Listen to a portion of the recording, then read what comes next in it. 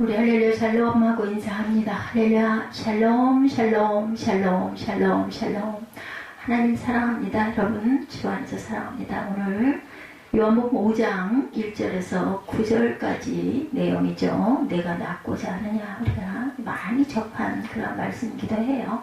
누구는 누구를 낫고자 하느냐 말씀합니다. 오래된 병을 고치신 예수님의 그 사역 중에 하나죠. 책 하는 권을 소개합니다. 감정은 어떻게 전염되는가라는 책입니다. 사회 전염 현상을 과학적으로 흥미롭게 풀어 쓴 책입니다. Strange Contagion이라고 읽히죠.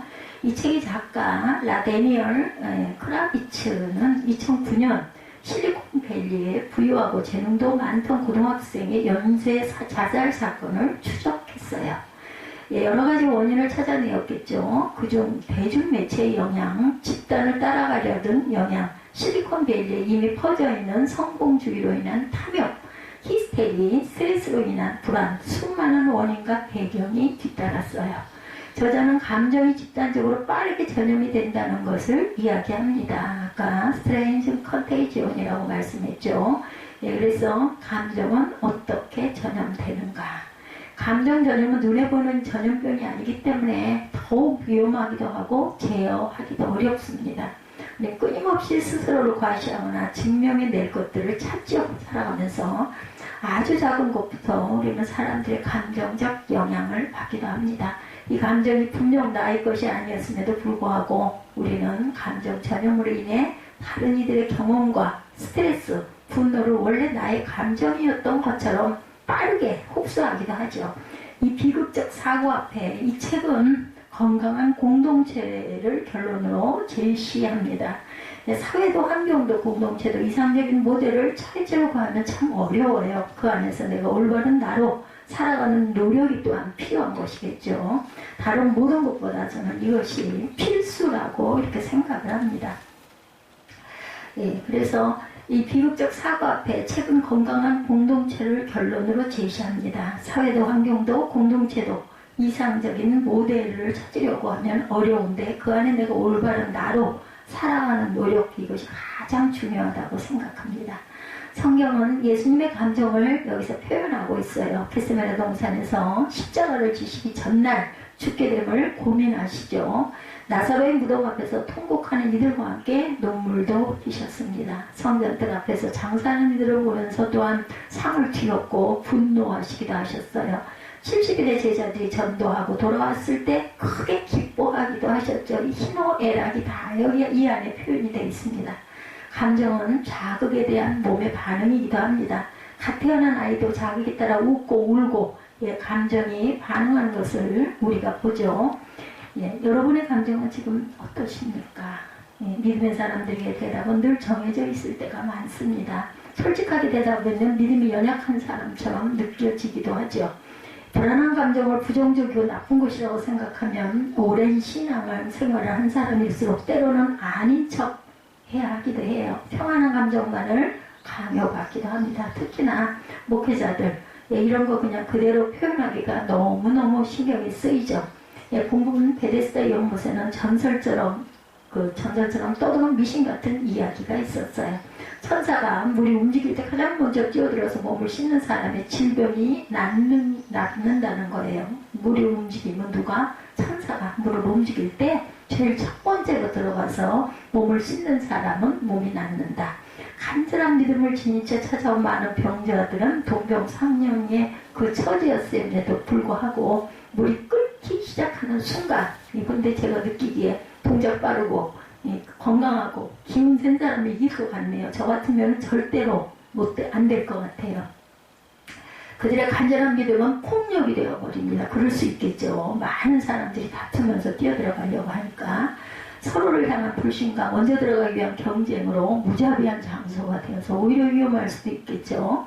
베데스다는 집을 뜻하는 히브리어 베트와 자비, 인자, 긍휼을 가리키는 헤세드의 합성어입니다. 베데스다라는 글자 자체가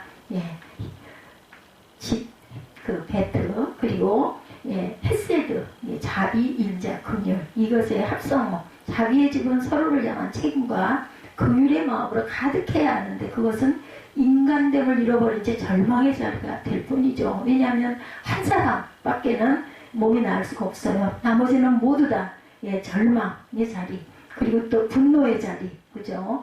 천사의 기적을 바라는 소문에 전염된 많은 병자들은 인산인해를 이루었고, 물이 끓게 될 때 가장 먼저 들어간 사람만 낫게 된다는 전설은 사람들의 마음을 완악하게 사로잡고 있었어요. 38년 된 병자가 예수께 한 고백의 이 말, 본문 내용이죠. 1절에 9절. 물이 움직일 때 저 연못에 들어가야 하는데 제가 연못에 들어갈 수 있도록 저를 도와주는 사람이 아무도 없습니다. 제가 들어가려고 애쓰고 있으면 늘 다른 사람이 앞질러 들어가 버립니다. 당시 베데스다 연못의 상황을 알 수 있는 대목이죠. 성경은 어떤 병자인지 말하고 있지 않지만 38년 동안 병을 알아온 사람이라고 언급합니다. 긴 세월입니다. 어떤 사람에게는 38년이라는 시간은 평생의 시간이기도 하죠. 38 먹은 사람이라면 긴 세월 동안 베데스다 연못에 서서히 퍼져가는 사회 현상을 보면 남들에게 뒤처지게 되면 안 되고 1등으로 들어가야만 소원을 이룰 수 있다는 거죠. 점차적으로 연못의 패배감과 절망감이 퍼져가고 희망에 대한 무감각함이 전염되고 있어요. 그래서 38년 된 병자는 주님이 오셔서 물을 때 솔직하게 자신의 감정을 토로합니다. 예수님이 오셔서 물어보실 때 자신의 상한 감정을 보여드리기가 쉽지 않았을 텐데도 솔직하게 말하죠. 누워있으면서도 잘 지내고 있습니다. 괜찮습니다. 이렇게 얘기를 했다면 어찌 되었을까? 상한 감정들은 우리를 자신만의 동굴 안으로 가두어버려요. 들어가 버리게 합니다. 때로는 우리 마음을 무감각하게 만들기도 해요. 그렇다면 38년 된 이 사람이 원망과 탄식의 소리는 기도가 될까요? 기도가 안 될까요? 넓은 의미에서 보면 기도예요. 소망이죠.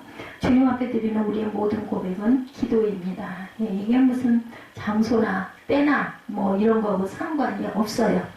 부모를 잃고 슬퍼하는 가족들의 울음도 기도이고 새 생명에 태어나는 미소 짓는 엄마의 기쁨도 기도입니다. 산책길에 주님을 생각하는 것도 기도죠. 저처럼 수영을 하면서 팔을 저으면서 엎드려서 하면 수영을 하는 자유형이었으면 이렇지 않았을 것 같아요. 근데 누워서 하늘을 본다라는 마음이 들다 보니 또 색상이 약간 하늘색이에요. 우리 이거 천정이. 여기가 하늘이다 라고 생각을 하고 저는 마음의 소원을 모읍니다. 바퀴수를 늘 세죠. 그러면서도 마음의 소원을 모아서 아니 이렇게 있으면 그냥 멍하고 갈 수는 없어요. 저는. 그러면 항상 마음에 아주 갈급한 그런 부분들이 반복돼서 떠오르고 그러다 보면 기도를 하게 되죠.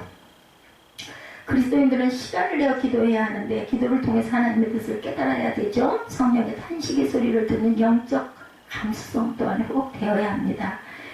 로마서 8장 26절이죠. 이와 같이 성령도 우리의 연약함을 도우시나니 우리가 마땅히 길바를 알지 못하나 오직 성령이 말할 수 없는 탄식으로 우리를 위하여 친히 간구하시니라 이렇게 말씀하고 있어요. 성령의 탄식이 마음 안에 느껴지게 되니까 하나님의 뜻을 깨닫게 되고 하나님의 뜻을 이루기 위한 길을 선택하게 됩니다. 기도하면 우리의 뜻이 하나님의 뜻에 합해지죠. 조율이 됩니다. 1세기 요한이 기록한 베데스다 연못의 이야기는 지금이나 인간의 연약함 보여주고 있어요. 예전이나 지금이나. 이 시대 신앙 공동체들에게 전하는 메시지는 과연 무엇일까? 베데스다의 연못은 우리가 사는 세상과 사회의 축소판과 같습니다. 우리가 살아가는 사회의 거의 모든 영역에도 경쟁의 원리가 항상 있어요. 그죠? 세상과 사회는 1등을 해야만 살 수 있고 1등이 되기 위해서 치열하게 다툼을 하게 됩니다. 그 자리에 치유가 있는 것처럼 살아가지만 여전히 공허하죠. 육신의 만족을 위한 그곳에는 허상만 있는 믿음일 뿐이에요. 그곳은 인간 내면의 실존을 정확하게 보여주는 장소가 됩니다. 모두가 아프지 않은 척하며 살지만 하나님께서 보실 때 우리 모두는 연약한 존재. 이 연약하다라는 단어에서 저는 항상 멈춥니다. 이 연약이라는 뜻을 제가 오해했던 적이 있었던 걸 절대로 잊어버릴 수가 없어요. 베데스다 연못을 찾아가신 그 주님께서 오늘 저에게 여러분에게 묻습니다. 내가 낫기를 원하느냐? 내가 정말 회복되기를 원하느냐? 정말 변화되어지기를 원하느냐 이렇게 물어보고 계세요. 지금 너 낫기 원하니? 회복되기 원하니? 예, 변화되기를 원하니? 아멘.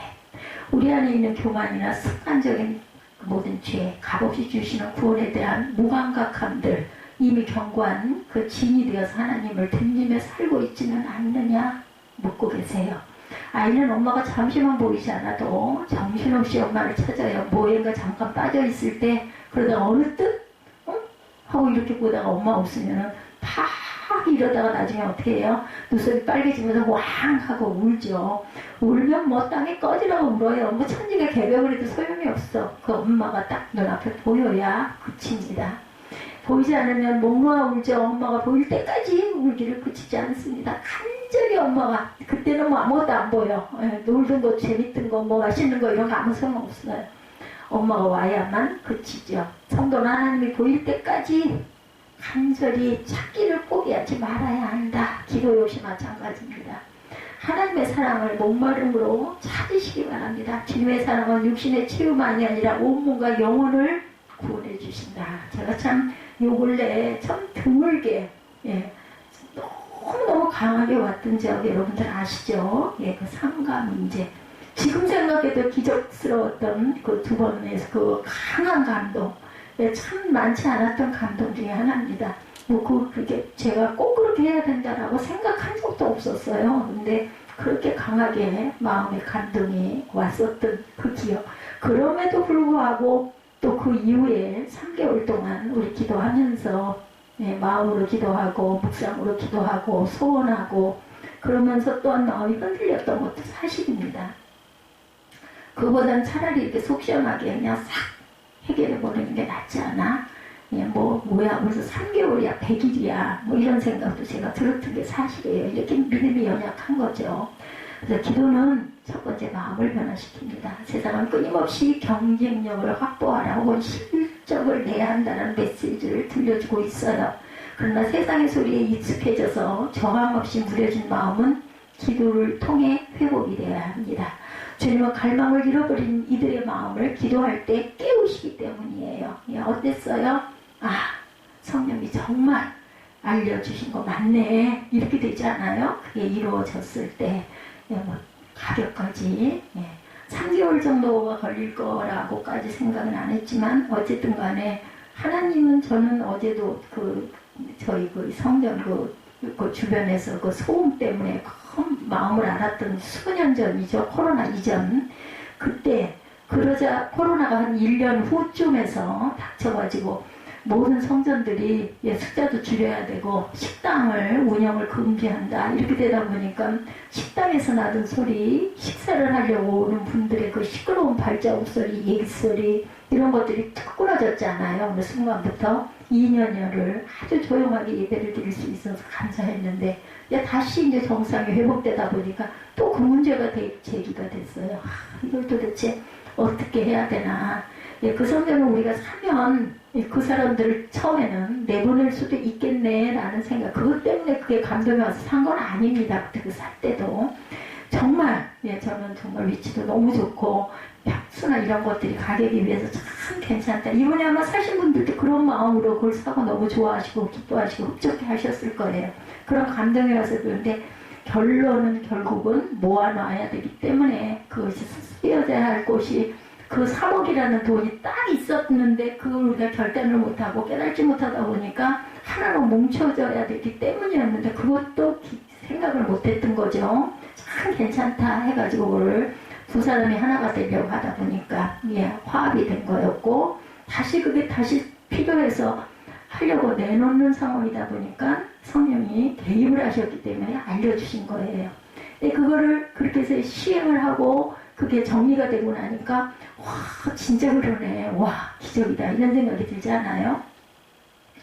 안일해진 마음 안에 성령의 생각을 넣어주심으로 마음의 갈등을 일으키게 하고 기도하는 이들의 마음을 두드리시고 새로운 삶으로 변화를 정말 원하시는지를 물어보십니다.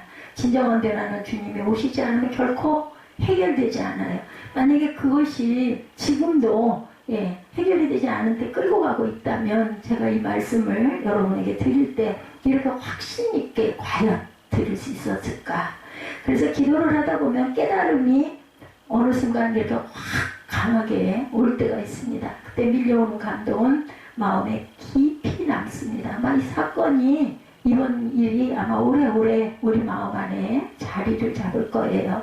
물감이 번져나가듯이 마음을 하나님의 나라의 색깔로 물들이게 되죠. 중국에서 선교사역을 하던 허드슨 테일러 여러분들 이름 들어보셔서 알 거예요. 1832년부터 1905년까지 계셨던 분이네요. 그러니까 70세 조금 더 사셨겠죠. 극도로 쇠약해지셔서 몸을 움직일 수가 없게 되셨어요. 그는 움직일 수 있는 변경은 작은 침상위였습니다. 예, 저랑 비슷하네요. 그러나 그의 침대에는 중국 지도가 늘 걸려 있었다고 그래요. 1875년이 밝아왔을 때 이제 그는 병상에서 연필도 잡을 수가 없었다고 그러네요.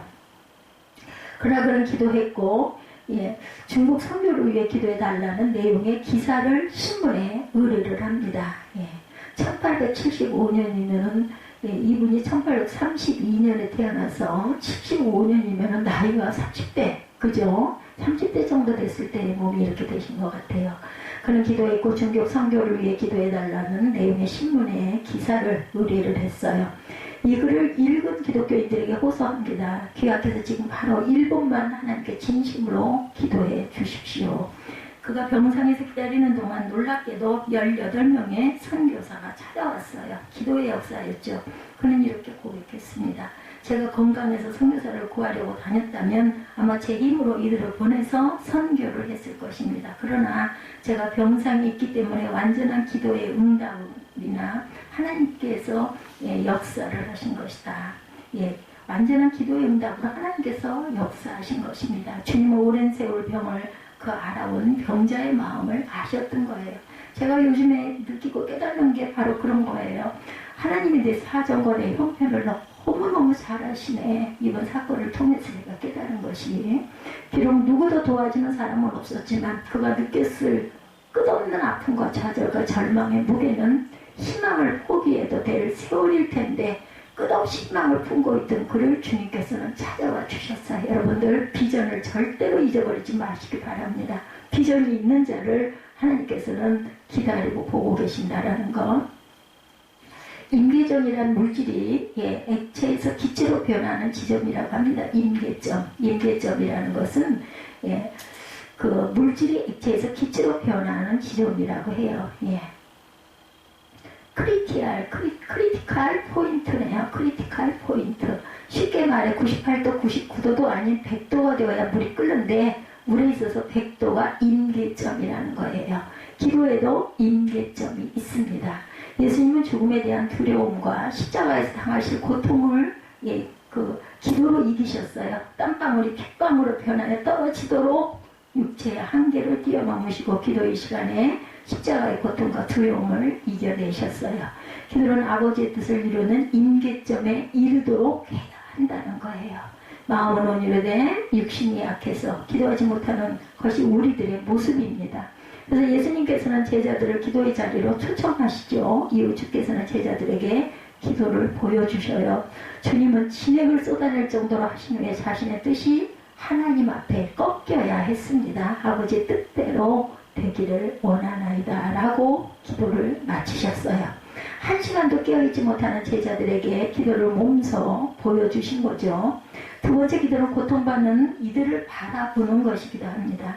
6절에 예수께서 그가 누워있는 것을 보시고 그가 아주 오랜 세월 동안 병을 앓아온 것을 아시고는 그에게 물으시죠. 내가 낫기를 원하느냐. 그 병자가 대답합니다. 7절에 물이 움직일 때마다 저 연못에 들어가야 하는데 제가 연못에 들어갈 수 있도록 저를 도와주는 사람이 아무도 없습니다. 제가 들어가려고 애쓰고 있으면 늘 다른 사람이 앞질러 들어가 버립니다. 어렵고 힘든 시간을 지낼 때 왜 나에게 이런 시간이 찾아오는 것일까를 인정하고 싶지 않을 때가 참 많아요. 끝이 없는 터널을 지나가는 것만 같고 앞이 보이지 않는 길 위에 서 있는 것 같습니다. 나 혼자만 이런 생각이 들 때가 많아요. 주님은 고통받는 이들에게 먼저 찾아가시죠. 고아처럼 내버려두지 않으시고 찾아오셔서 전적으로 하나님 편에서 선물을 주시기를 원합니다. 이것이 하나님이 우리를 향한 교제이고 나와 너의 관계를 이루어가는 그리스도의 안에서의 사귐입니다. 기도를 통해 주의 영이 깃든 곳에는 선하고 아름다운 공동체의 사귐이 있습니다.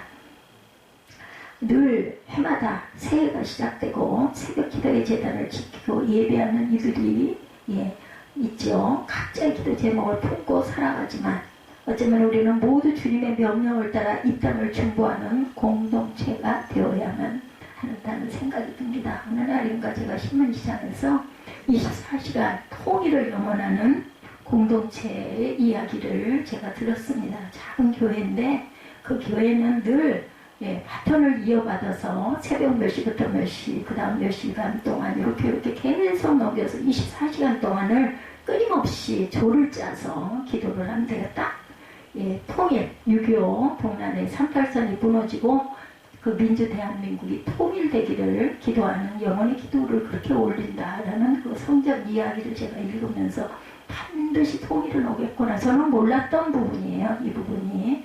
그거를 알고 정말 하나님이 분명히 보시고 들으시고 아시고 통일의 시간에 당겨지겠구나라는 그런 저도 그 감동을 받았습니다. 오늘 본문은 예수께서 7가지 표적, 세븐 사인스죠. 그 중에 세 번째, third sign, 세 번째 사인입니다. 요한복음 20장 31절에 하나님의 아들로서의 그리스도를 제시하는 이유는 오직 이것을 기록하면 너희로 예수께서 하나님의 아들 그리스도이심을 믿게 하려 하며 또 너희로 믿고 그 이름을 힘입어 생명을 얻게 하려 함이니라 이렇게 증거되어 있습니다. 고통이 가득한 베데스다 연못은 예수 그리스도가 세상의 회복과 치유의 역사를 이루기 위한 분임을 보여주고 있어요. 하나님의 아들이 세상에 내려와 인간이 되신 것은 위대한 힘입니다. 나이아가라 폭포는 1분당 17만 톤의 물이 떨어진다고 그러네요. 이를 수력발전에 사용하는데 하나님이 인간의 옷을 입고 땅으로 내려오신 것은 이보다 더 큰 힘이겠죠. 성도들은 이 힘을 기도를 통해 얻게 됩니다. 표적은 사건 자체보다 표적이 가리키고 있는 의미가 아주 중요하죠. 주님께서 주시는 믿음의 신비한 경험들, 그 표적이 중요한 것이 아니라 그리스도의 마음으로 고통받는 이들에게 사랑을 베풀어 주라는 거예요.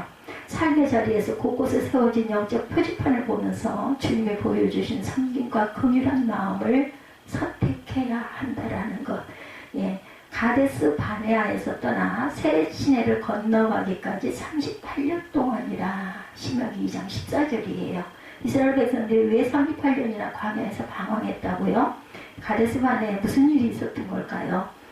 여러분도 알다시피 12명의 정탐꾼들이 돌아와서 한 보고를 받고 이스라엘이 겁에 질려서 하나님을 원망하고 모세와 아론을 죽이려고 합니다. 그 결과 이스라엘 백성은 바로 들어가야 했던 가나안에 들어가지 못하고 광야를 38년 동안이나 방황하고 가나안 생활 40년을 채워야 해서 40이라는 의미가 굉장히 중요해요. 크리스찬들에게는 하나님의 능력을 의지하지 않고 눈에 보이는 군대를 의지한 결과 한 몇 달이면 몇 주면 갈 수 있는 거리를 38년 동안이나 방황하게 꼭 마치 우리 인생 같지 않으십니까? 그들이 처한 상황 속에서 모세와 아론을 탓한 대가예요. 이 시대는 기도의 이기성과 하나님의 뜻이 충돌하는 시대이기도 합니다. 기도의 이기성, 하나님의 뜻의 충돌. 하나님의 뜻을 이루는 기도자들이 긍휼한 마음을 모아야 할 때입니다. 모세에게는 아론과 훌이라는 기도의 동역자가 있었죠. 여러분은 기도에서도 누구를 돕고 계신가요? 교회를 섬기는 모든 이들의 삶의 자리를 기도로 도우십니다. 우리의 기도와 섬김을 끝까지 이끄실 분이 오직 주님이시기 때문에 우리는 이렇게 기도로 서로가 서로를 섬길 줄 알아야 되겠다. 세 번째, 하나님은 가장 필요한 것을 주시는 분이시죠. 8절에 예수께서 그에게 말씀하시죠. 일어나라. 일어나서 내 자리를 챙겨 들고 가거라. 9절에 바로 그 순간 그의 병이 말끔히 났습니다. 그래서 그는 자기 자리를 챙겨 들고 걸어갔다라고 증거하고 있죠. 그 사람이 곧 나와서 자리를 들고 걸어가니라. 그날은 안식일입니다. 이렇게 증거되어 있어요. 주님은 38년 된 병자에게 가장 필요한 것이 무엇이었어요? 걸어서 일어나서 걷는 것이었어요. 38년의 소원을 주님께서 응답해 주십니다. 하나님 자녀들에게 가장 좋은 곳으로 주시는 분이세요. 그러므로 기도는 내 안에 계신 주님의 존재를 인정해드리고 그분의 뜻을 묻기 위해서 우리의 시간을 떼어 바쳐야 하는 것이다. 하루 24시간, 한 주에 7일, 1년에 365일을 하나님께서는 저와 여러분과 함께 하십니다. 기도의 자리에서 주님은 영적 생활을 더 깊이 넓게 경험하게 하시죠. 요한복음 15장 7절입니다. 너희가 내 안에 거하고 내 말이 너희 안에 거하면 무엇이든지 원하는 대로 구하라. 그리하면 이루리라. 아멘. 대부분의 사람들은 무엇이든지 원하는 대로 구하라. 그리하면 이루리라는 말씀에 주목을 하는데 기도의 전체가 되는 구절이 바로 삶의 주인을 바꾸라는 것이에요. 마음에 그리스도께서 오시면 일어나는 변화가 기도라는 것입니다. 기독교 책들 중에 기도와 관련된 책들이 베스트셀러가 될까요? 기도가 영적 생활을 풍성함을 더해주기 때문이에요. 가장 정신이 맑은 시간에 기도의 성수를 만들어 보시기 바랍니다. 그래서 새벽 기도가 중요하죠. 매일 말씀을 읽고 묵상하는 일도 아주 중요합니다. 주님을 바라보는 것이 분명해질 때 말씀이 나에게 말을 걸어요. 죽음보다 강한 하나님의 사랑을 기도를 통해 경험하시기 바랍니다. 모든 피조물은 죽음을 이길 수가 없죠. 죽음을 이기는 분은 오직 창조자 한 분뿐입니다. 본문에서 일어나라 라는 단어는 부활을 묘사하는 데 사용합니다. 구약 성경에서는 혼이라는 단어, 네페쉬인데 생명을 의미하죠. 원래 이 단어는 목구멍을 뜻합니다. 호흡과 생명의 의미를 가지고 있어요. 이 네페쉬라는 이 단어가. 성도들의 기도는 영적인 호흡이죠. 그래서 기도의 호흡이 끊기면 부활의 생명력이 사라지는 것. 이 호흡은 우리가 가진 전 재산을 드린다 해도 살 수 있는 것이 아니에요. 때때로 주어진 일들이 힘들고 공부하는 일이 힘들고 직장 생활하고 지칠 때마다 감당할 수 없는 일들로 인해 무거운 힘이 마음을 짓누를 때마다 주님 앞에 기도하시기 바랍니다. 기도의 자리가 세상에서 가장 안전한 자리, 대부분의 사람들은 안전한 삶을 위해 분주하게 살아갑니다. 전쟁이 없는 땅, 부유한 재산, 안정적인 직장과 안전한 환경을 위해 살아가지만 주의 뜻이 이루어지는 곳에는 하나님의 역사하심이 일어난다라는 것. 하나님께서 주시는 영혼의 쉼과 평안이 마음 깊숙한 곳으로부터 샘솟게 됩니다. 기도에 못지않는 것이 또 뭐예요? 찬양이에요. 저는 찬양에 감동이 늘 옵니다. 그래서 그 찬양을 아주 중요하게 찬양을 할 때 그냥 곡조만 따라 하지 마시고 가사를 깊이 묵상하시기 바랍니다. 예, 그렇게 살아가라는 찬양의 가사 한 곡이 있네요. 현대사회를 살아가는 우리 너무나 분주하고 주님을 일어나며 지쳤다고 습관처럼 이야기합니다. 지칠 만큼 주님을 위해서 내가 일했나 생각해 봅니다. 이 땅에 사는 내 소망, 주위에 사는 것, 이 한 줄 가사만으로도 나의 삶의 분명한 목적을 깨닫게 되죠. 그렇게 살아가리. 나의 일생 사는 동안 주 예수만 따라가리. 주님이 보여주신 삶, 나 그렇게만 살으리. 환난이 닥쳐와도 내 목숨을 빼앗으려 해도 내 주님 바라보며 그렇게 살아가리. 내게 주신 사명 모두 마치는 그날까지 멈추지 않으리. 쉬지도 않으리. 내 생명도 아끼지 않으리. 이 땅에 사는 내 소망, 주 위에 사는 것, 오직 예수만 내 삶이 드러나길. 하늘의 크신 능력이 나를 이끄시네. 그 이름만 외쳐 살리.